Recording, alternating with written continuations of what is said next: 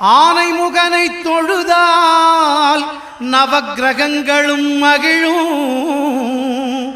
நல்லதே நடக்கும், நல்லதே நடக்கும்.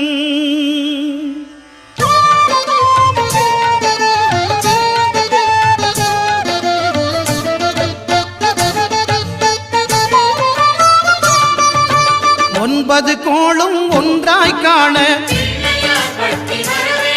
அங்கு கற்பகம் என்னும் கடவுளின் மெய்யில் ஒன்பது கோளும் ஒன்றாய் காண அங்கு கற்பகம் என்னும் கடவுளின் மெய்யில்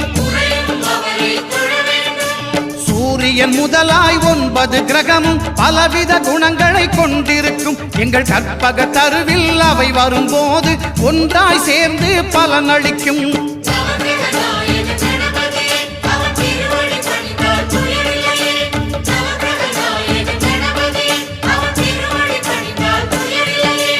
ஒன்பது கோளும் ஒன்றாய் காண